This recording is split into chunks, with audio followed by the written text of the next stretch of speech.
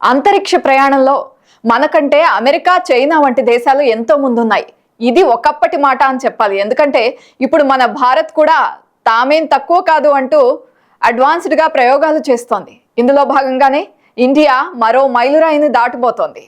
భవిష్యత్ అంతరిక్ష మిషన్లలో గేమ్ చేంజర్గా మారనున్న చంద్రయాన్-4 లూనార్ మిషన్, గగన్యాన్తో పాటుగా భారత అంతరిక్ష పరిశోధనా సంస్థ మరో రికార్డుకు సిద్ధమైపోయింది. డిసెంబర్ 30న షార్ రేంజ్ నుండి తొలి space docking mission space X ఉపగ్రహాన్ని ఇస్రో పంపిస్తోంది. వర్క్ హోర్స్ లాంచ్ వెహికల్ గా పేరున్న PSLV C-16ని ఈ మిషన్ కోసం సిద్ధం చేశారు. శ్రీహరికోట స్పేస్ పోర్ట్లోని లాంచ్ ప్యాడ్ నుండి ఈ అద్భుతాన్ని ఆవిష్కరించనున్నారు. అయితే ఇస్రో ప్రయోగిస్తున్న ఈ డాకింగ్ టెక్నాలజీ ఏంటి? ఇది సక్సెస్ అయితే అంతరిక్ష ప్రయోగాల్లో ఇస్రో ఏ స్థాయిలో నిలుస్తుంది? ఇస్రో అధిగమించనున్న ఈ మైలురాయి భవిష్యత్ మిషన్లకు ఎలా ఉపయోగపడుతుంది అనే అంశాలతో పాటు మరిన్ని ఇంట్రెస్టింగ్ విషయాలను యోయో గ్లాన్స్ లో తెలుసుకుందాం.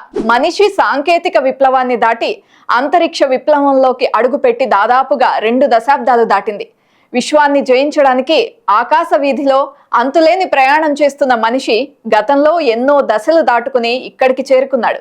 భూమిని దాటి జాబిల్లిపై కాలు మోపడానికి శతాబ్దాల కాలం పడితే ఇప్పుడు దశాబ్దాల్లోనే అంతరిక్షంలోని సుదీర తీరాలను చూడగలుగుతున్నారు. ఇక రాబోయే కాలమంతా అంతరిక్షమయం కాబోతోంది. ఇందులో తన స్థానాన్ని పదిలం చేసుకునే దిశగా భారత అంతరిక్ష పరిశోధనా సంస్థ ఇస్రో అడుగులు వేస్తోంది. గగనమే గమ్యంగా భారత్ స్పేస్ వ్యూహాలను జెట్ స్పీడ్ లో రూపొందిస్తోంది. చంద్రయాన్-3 సక్సెస్ తో ప్రపంచ దృష్టిని ఆకర్షించిన ఇస్రో త్వరలో చంద్రయాన్-4 కూడా ప్లాన్ చేస్తోంది. ఆ తర్వాత 2040 నాటికి భారత అంతరిక్ష కేంద్రం స్పేస్ లో మెరవబోతోంది. అమెరికా, చైనా, రష్యా వంటి అగ్రదేశాలకు పోటీగా భారత్ అంతరిక్ష పరిశోధనల్లో ముందుకు వెళ్లిపోతోంది. ఇందులో భాగంగానే ఇప్పుడు ఇస్రో స్పేడెక్స్ శాటిలైట్ కు సిద్ధమైపోయింది. దీంతో అధునాతన టెక్నాలజీ కలిగిన ఎలైట్ 3 నేషన్ క్లబ్ లో భారతదేశం చేరబోతోంది. ఈ లక్ష్యం సాధించడానికి డిసెంబర్ 30న ఇస్రో మొదటి స్పేస్ డాకింగ్ ప్రయోగాన్ని ప్రారంభిస్తోంది. డిసెంబర్ 30న రాత్రి 9:30 PSLV C-60 రాకెట్ ను ప్రయోగించనుంది. ఈ ప్రయోగం సతీష్ ధవన్ స్పేస్ సెంటర్ షార్లోని మొదటి ప్రయోగ వేదిక నుండి జరగబోతోంది. ఈ ప్రయోగం ద్వారా 400 కిలోల బరువుతో రూపొందించిన స్పేడెక్స్ అనే అత్యాధునిక సాంకేతిక పరిజ్ఞానంతో ఉన్న జంట ఉపగ్రహాలను రోదసీలోకి ప్రవేశపెట్టనున్నారు. స్పేస్ డాకింగ్ అంటే 2 అంతరిక్ష నౌకలను ఖచ్చితంగా అనుసంధానం చేసే ప్రక్రియ. ఇది ఒక్కోసారి మనుషులతో లేదా మానవరహితంగా కూడా ఉంటుంది. ఈ మిషన్లో భాగంగా ఒక అంతరిక్ష నౌకకు మరో అంతరిక్ష నౌక నుండి ఇంధనం నింపడం, టెక్నికల్ సమస్యలు వస్తే రిపేర్ చేయడం, అవసరమైనప్పుడు సిబ్బంది మార్పిడి వంటి క్లిష్టమైన పనుల కోసం ఒకే యూనిట్ గా పనిచేసే వీలు కల్పిస్తుంది. ఇప్పటి వరకు ఇలాంటి డాకింగ్ మిషన్ చేయడం అమెరికా, రష్యా, చైనాలకు మాత్రమే సాధ్యమైంది. ఇప్పుడు ఈ సామర్థ్యాన్ని భారత్ కూడా సాధించబోతోంది. ఇది కనుక సక్సెస్ అయితే ఇలాంటి మిషన్ చేసిన 4వ దేశంగా భారత్ నిలవబోతోంది. అయితే ఈ స్పేస్ డాకింగ్ ఎక్స్పెరిమెంట్ లో భాగంగా 400 కిలోగ్రాముల 2 ఉపగ్రహాలను ప్రయోగించబోతున్నారు. వీటి పేర్లు చేజర్, టార్గెట్. ఈ అంతరిక్ష డాకింగ్ ప్రయోగం కోసం హైదరాబాద్ కు చెందిన అనంత్ టెక్నాలజీస్ చేజర్, టార్గెట్ ఉపగ్రహాలను ఇస్రోకు అందిస్తోంది. PSLV C-60 ద్వారా ప్రయోగించబోతున్న ఈ ఉపగ్రహాలు భవిష్యత్తులో నిర్వహించబోయే భారత అంతరిక్ష కేంద్రం చంద్రయాన్ మషిన్లకు మార్గం సుగమం చేస్తాయని ఆశిస్తున్నారు. ఈ కీలకమైన ఉపగ్రహాలను తయారు చేయడంలో అనంత్ టెక్నాలజీస్ నుండి 100 మందికి పైగా ఇంజనీర్లను పనిచేసేలా తయారు చేశారు. అలాగే ఒకే PSLV క్లాస్ వెహికల్ నుండి ప్రయోగించే ఈ ఉపగ్రహాలు దాదాపుగా 700 కిలోమీటర్ల ఎత్తులో డాక్ చేసే విధంగా రూపొందించారు. చండీగఢ్లోని సెంట్రల్ సైంటిఫిక్ ఇన్స్ట్రుమెంట్స్ ఆర్గనైజేషన్లో జరిగిన అంతర్జాతీయ సదస్సులో ఈ మిషన్ కు సంబంధించిన వివరాలను ఇస్రో చైర్మన్ సోమనాథ్ వెల్లడించారు. నిజానికి ఈ జియో స్టేషనరీ ఉపగ్రహాలు చాలా ఖరీదుతో కూడుకున్నవి.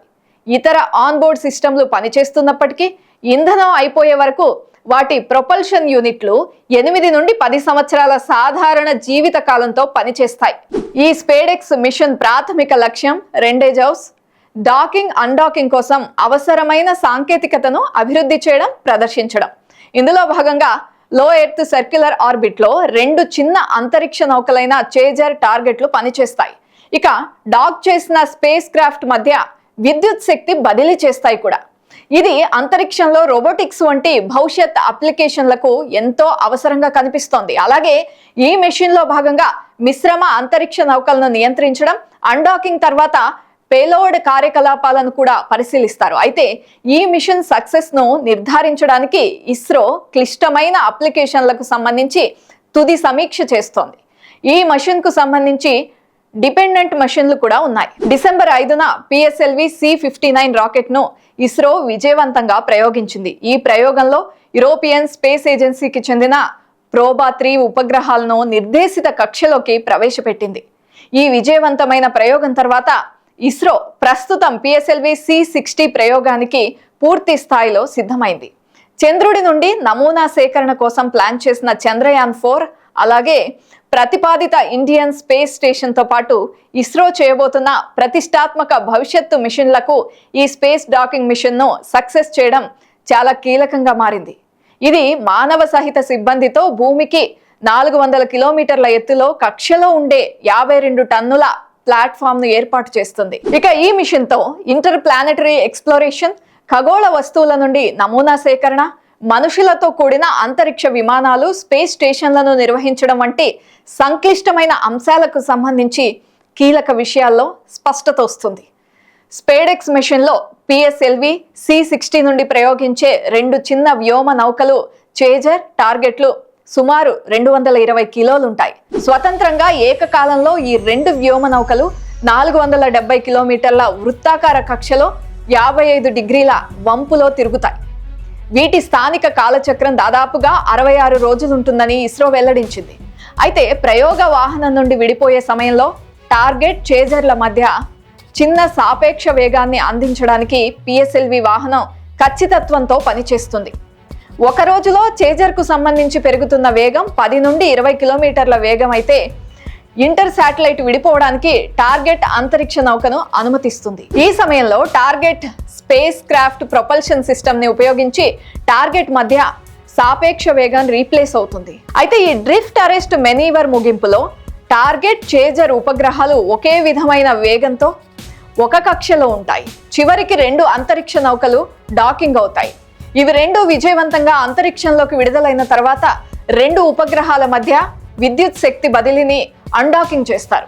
ఇక ఇస్రో ఆశించిన విధంగా ఇవి 2 సంవత్సరాల వరకు మిషన్ జీవిత కాలంలో ఆపరేషన్ ను నిర్వహిస్తాయి. ఈ మిషన్ లో వాడుతున్న కొత్త టెక్నాలజీని స్వదేశంలోనే రూపొందించి ఇస్రో కొత్త రికార్డ్ సృష్టించింది. ఇందులో భాగంగా ఈ డాకింగ్ మిషన్ ను ఎనేబుల్ చేయడం కోసం అభివృద్ధి చేసిన స్వదేశీ టెక్నాలజీలో డాకింగ్ మెకానిజం చాలా కీలకమైంది. అలాగే 4 రెండేజౌస్ డాకింగ్ స్పెన్సార్ల సూట్ ఉంటుంది. అదేవిధంగా ఎలక్ట్రిసిటీ ట్రాన్స్ఫర్ టెక్నాలజీతో స్వదేశీ అటానమస్ రెండేజౌస్ డాకింగ్ స్ట్రాటజీని అనుసరిస్తూ ఇస్రో ఈ మిషన్ ను రూపొందించింది. మరోవైపు ఈ 2 అంతరిక్ష నౌకల మధ్య స్వయం ప్రతిపత్తి కమ్యూనికేషన్ కోసం ఇంటర్ శాటిలైట్ కమ్యూనికేషన్ లింక్ ను కూడా ఇస్రో అభివృద్ధి చేసింది. అలాగే ఇతర అంతరిక్ష నౌకల స్థితిగతులను తెలుసుకోవడానికి ఇన్బుల్ట్ ఇంటెలిజెన్స్ ను కూడా పొందుపరిచారు అందులోనే.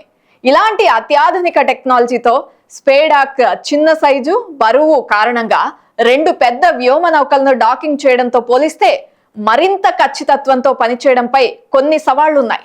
అయితే వాటిని అధిగమించడానికి ఇస్రో అన్ని విధాలుగా రెడీ అయింది.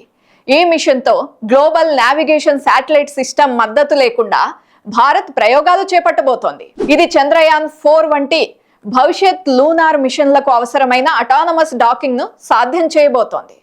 ఇక ఇటీవల కాలంలో వేగంగా అభివృద్ధి చెందిన ఇస్రో కార్యకలాపాలు భారత అంతరిక్ష సామర్థ్యాల్లో భారీ పురోగతికి అద్దం పడుతున్నాయి.